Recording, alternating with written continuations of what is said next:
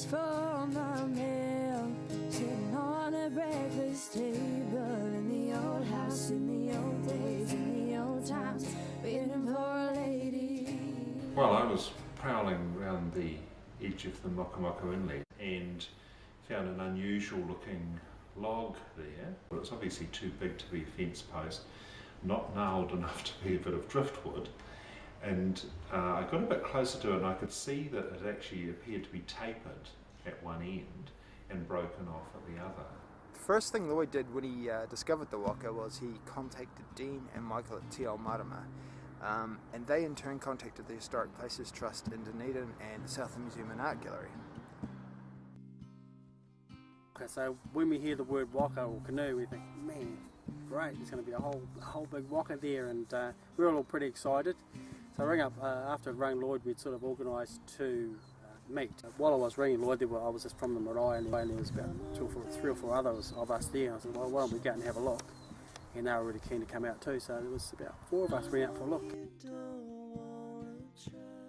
The guys from Te Ao Marama, they went down for a look first, and they called me to let me know that it certainly appeared to be something more than a fence post or a piece of driftwood. So I went down for a quick day trip as well and identified some key features that seemed to confirm it was part of a Waka. I could see there was planes along the side of the wood that suggested human modification. The inside was hollowed out, and you could see there was lashing holes, or what felt like lashing holes anyway. So I suppose the exciting bit is actually what's inside the earth that you're not seeing on top. It just don't feel right.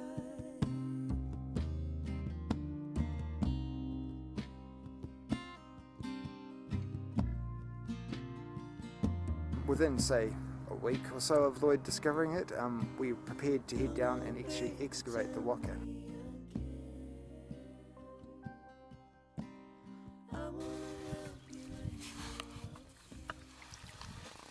Dirty hands, go down and do a kick, mate. Do you want to put the pole in there with it? It's just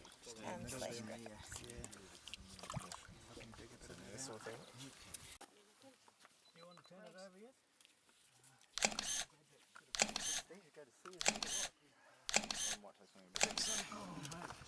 Does it? He's going to see what's on the other side. Hey! Oh, look at that. When waterlogged artefacts are found, it's imperative that they're kept wet, fully immersed in water at all times. And in this case, David and his colleagues, when they were excavating it, kept the Waka wet as they did their work, and then they transported it back to the museum wrapped in wet towels and plastic, so that there was no loss of water below full fibre saturation.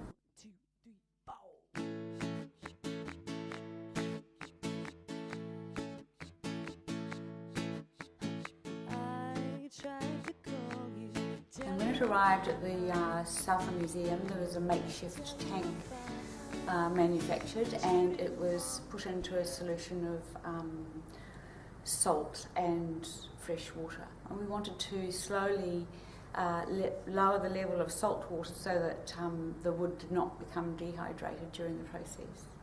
There are several different methods that you can use to conserve wet organics, but the most researched and probably the most used at the moment is one where you substitute water within the artefact for a substance called polyethylene glycol.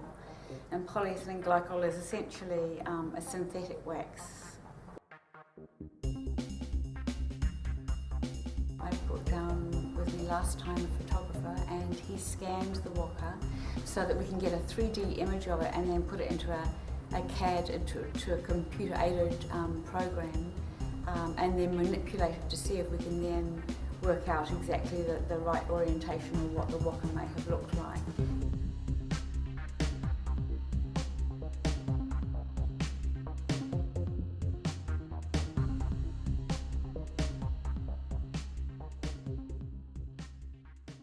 Yeah, we think this is a really significant find for us down here. Although we find other types of stone artefacts and that, we haven't found too many Waka. So you get pretty excited when you see those sorts of things. The Waka's made of rimu, which is unusual from our point of view, because more often than not they're made of totara, and above latitude 38 they're often made of kauri. So that's unusual. Wooden artefacts are relatively rare. There's a few examples in the museum and there's a few in other museums, but from the south of the South Island it's relatively rare to have a wooden object preserved. So from that point of view it's significant. The significance of this waka is that it gives us a tangible link to our past that we can utilise to find out more about the people that lived here. Shooting clovers lying on a bed of nails to make your heart trip away.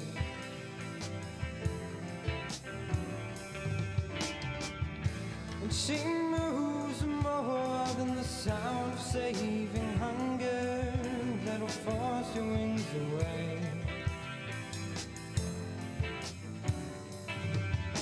And can you see the light falling soft upon the surface of a shadow?